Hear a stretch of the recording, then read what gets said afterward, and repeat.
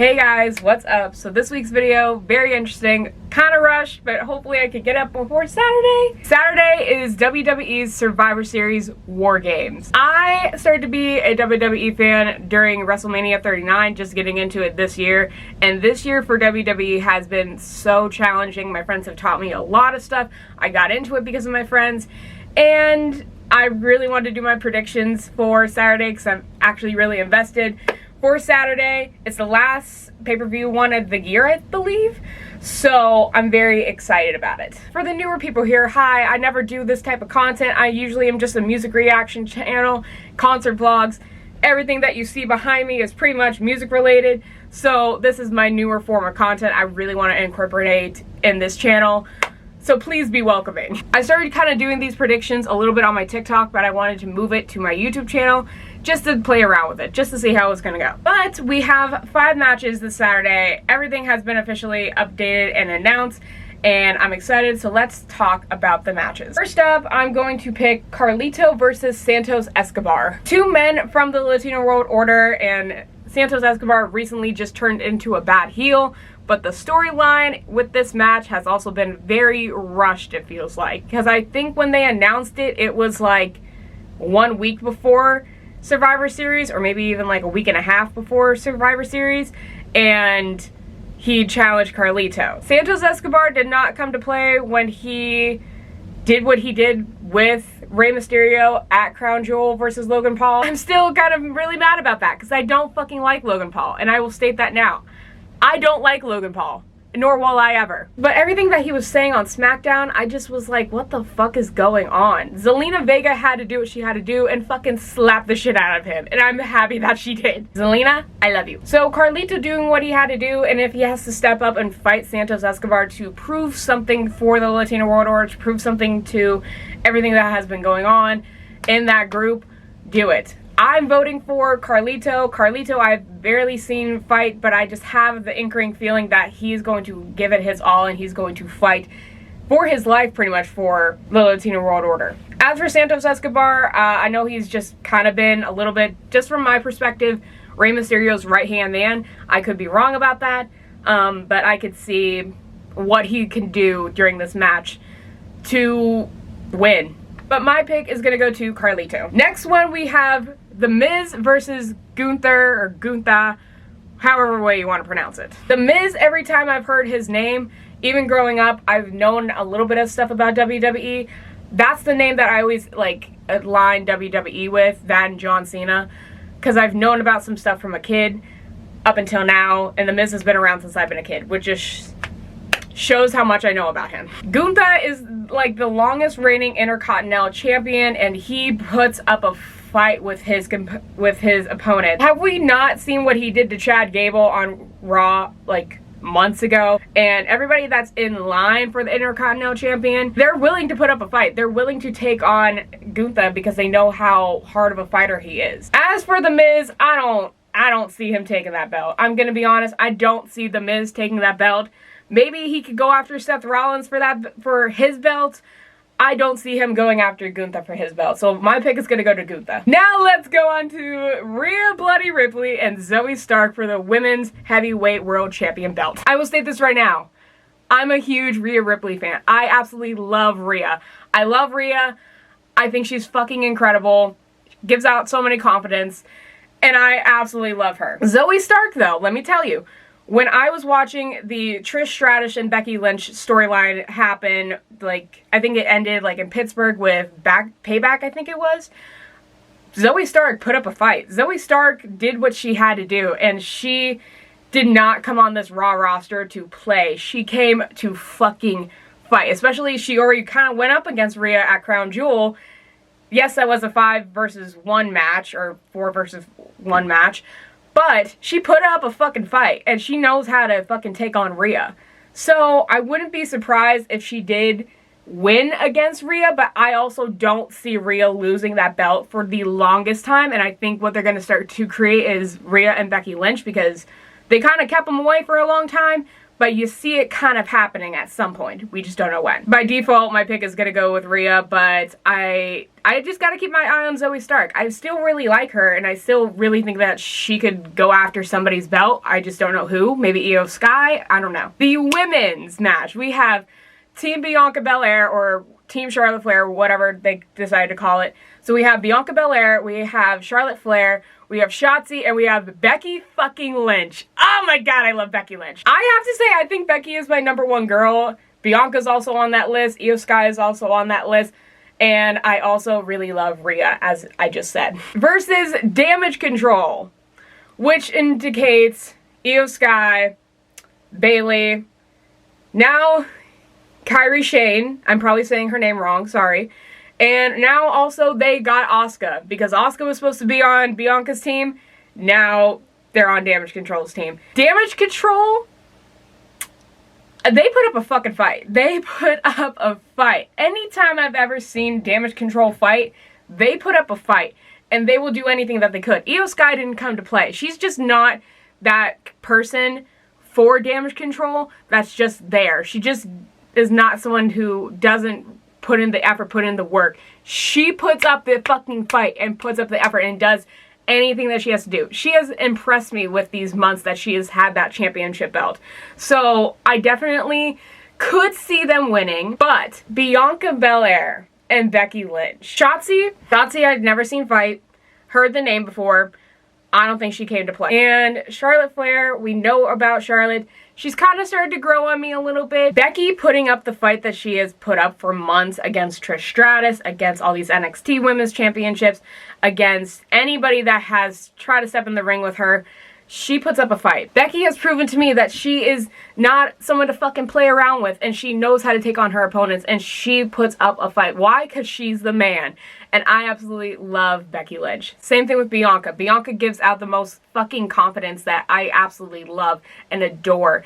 And even her theme song just makes me so happy. I love Bianca, and I think she is so incredible as a fighter. I'm gonna go with my pick to win, Bianca Belair's team. I have a really good feeling that they're going to win, especially now that they have Becky and they didn't come to play, and Charlotte and Becky, you know, put aside their differences to fight. Something is going to happen with Damage Control.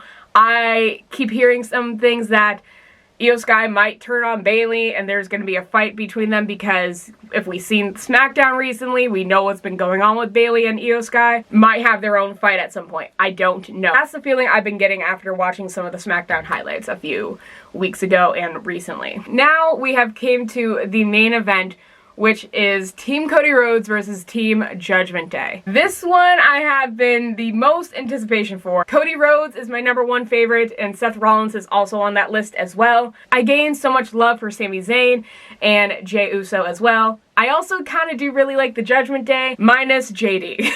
JD, I don't get him. I just don't. But they recently upgraded their list for their team. So now it was 4 versus 4. Now it's 5 versus 5. Judgment Day has Drew McIntyre. That is a very good opponent to have on your fucking team. A very good fighter. Drew McIntyre, I've seen him fight over the fucking months. He is not someone to play with. He puts all his energy into his fights, and he shows that he's proven to be there. Team Cody Rhodes. Cody made a little call. He got Randy Orton. Randy Orton.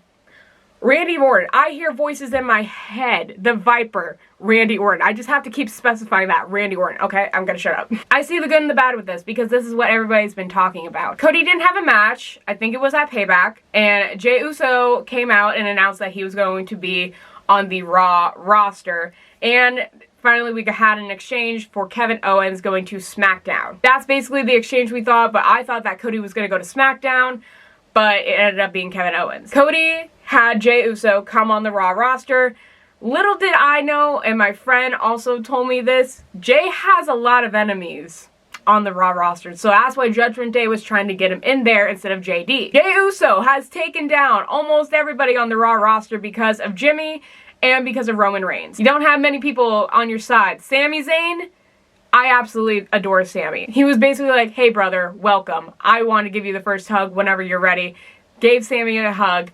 It was so cute. I absolutely loved it. basically, and he broke away from the bloodline. In the bloodline, that's a whole fucking video in itself about me talking about the fucking bloodline. So, Jey Uso coming in, being on that team, very interesting. So Cody and Jey are, I guess, unofficial tag team partners.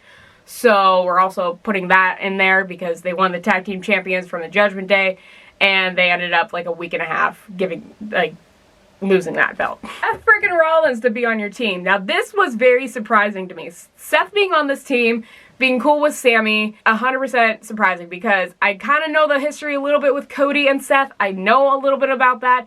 So that was very like a taken back moment because I had no idea what was going to happen with that. They basically said, fuck it, let's put our differences aside and let's win this. Seth has taken on Finn, and we know their history with that. Cody has taken on Damian and Dominic, and we know the history with that. Drew McIntyre has had issues with the Usos ever since Jey got to Monday Night Raw, so that's something to also play around with in the storyline. Sami has definitely competed against at least one of those men or more since the Judgment Day has been around in the WWE. Then the Judgment Day, they got Damian Priest. They got Finn Balor. They got Dominic Mysterio.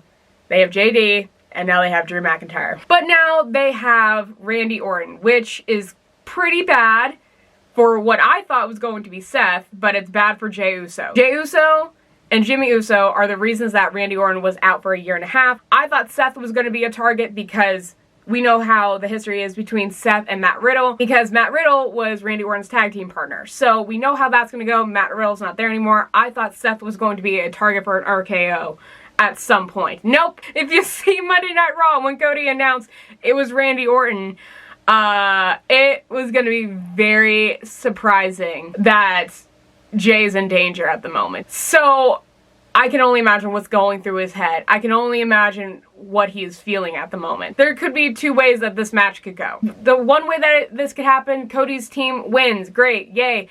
But then RKO comes in. Randy Orton gets on Jey. Randy Orton gets maybe on Cody and maybe on Seth. The only one I don't see really getting involved too much is Sami, and I feel like Sami is a safe card to play with. The other three I'm kind of worried about, more so Jey Uso. The Judgment Day, I don't know what they're going to have to see coming, but if they're going up against Randy Orton, I feel as that any of them could get RKO'd, any of them could lose against this team. And then the other way that this could go, I have a very suspicion feeling because Rhea Ripley made a deal with Paul Heyman, with the Bloodline. Something could happen with that. We could expect Jimmy Uso or Solo Sikoa or Paul Heyman to come out and kind of like do something with this match. I have a feeling about that because we saw Roman at Crown Jewel with LA Knight. We know how that happened. We know what happened with Solo Sikoa. We know how Jimmy intervened with that match with Solo Sikoa and John Cena. This could come about in this match. We don't know. This is the match of the night. This is my match I'm so anticipating for the night. I'm so surprised. I don't know who to fucking pick for. But I gotta go with my favorite, so I'm gonna pick Team Cody Rhodes. To mention before this video ends, because I just forgot this when I was filming, but I'm remembering now when editing. There's some talks about a certain person coming back to WWE, that their hometown is Chicago, and that is CM Punk. I know little to nothing about CM Punk other than the fact that he can expose your fucking secrets if like you're in his like pathway. That's as far as I know. I could be getting that wrong. I don't know. And then there's talks how Shinsuke Nakamura is in talks about talking about a mystery type of match that he wants to face, and everybody is leading to that mystery person as CM Punk. I don't know. I'm down to see it because I've never really seen him fight. I've heard about him through the grapevines. I think he came from AEW, but he was in WWE, but then he went to AEW. That's as far as I know about CM Punk. But I'm very excited to see how it's gonna go down.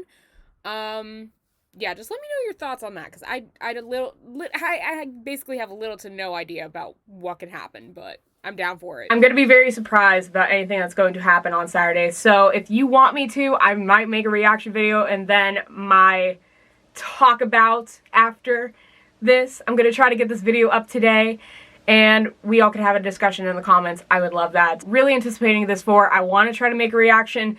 Hopefully WWE does not take it down, because I tried to do this with Money in the Bank. I also tried to do this with SummerSlam, and they both blocked me, so I couldn't upload that footage, and I was really sad about it. So yeah, if you guys like this video, make sure you give it a thumbs up, subscribe, turn bell notifications, that way you know when I upload, and I'll see you after Survivor Series on Saturday. Bye!